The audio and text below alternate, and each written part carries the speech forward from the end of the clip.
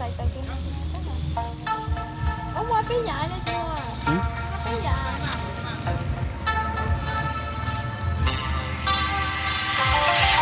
Qua cái dài này rồi.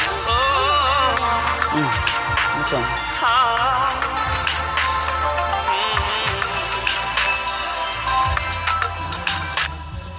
Tấm thiệp mời trên bàn, thời gian địa điểm rõ ràng, lại một đám mừng ở trong làng.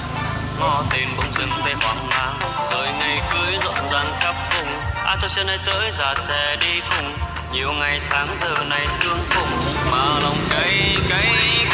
Giờ em đã là vợ người ta, áo trắng cô dâu cầm hoa, nhạc tung Cứ tại là lúc còn được chụp cảnh cho mẹ không lo ấy. Thì là chuyện sáng nữa, cái cảnh cho được lo nữa. Anh biết do anh mà ra, tình yêu ấy hay xa càng xa, buồn hay la la la.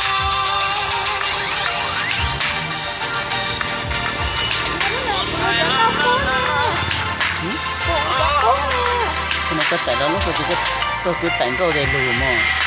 Nghĩ nhiều chuyện trong đời, Cái tại đó anh lù. thấy lòng càng rối bời. Liệu Tại đó có ngày một đó lúc có một lúc ý tình mà. ngỏ lời, chúng ta lấy nhau chuyện anh bầu khó mặc ở duyên trời, nhưng trong tâm anh tránh hàng tại sao vội. Một người bước một người không đợi thì đành tìm ai. Giờ em đã là vợ người ta, áo trắng cô dâu cầm hoa, nhạc tung tóe thanh niên hòa ca, vài ba đứa lên lắc lư theo ấy là thành đám cưới em với người ta. Anh biết do anh mà ra, tình yêu ấy này xa càng xa, buồn hay la la la la la.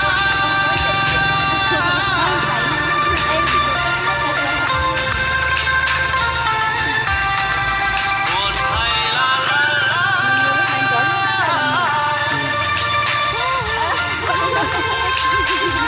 Một cây giá xe. Mới nhớ tại mẹ. là vợ người ta, áo trắng cô dâu cầm hoa, nhạc tung tóe thanh niên hòa ca, vài ba đứa lên lắc lư theo ấy là thành đám cưới em với người ta. Anh biết do anh mà ra, tình yêu ấy này xa càng xa, buồn thay la la la la la. Mà giờ em đã là vợ người ta, hãy sống vui hơn ngày qua, nhạc tung tấn thanh niên rời ba.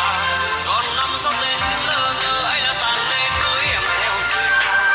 Anh bước đi như hồn ma, ngày hôm ấy như kéo dài ra, buồn thay la la la.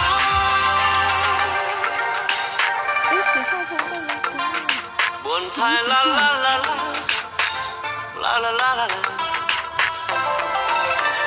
Em đã là vợ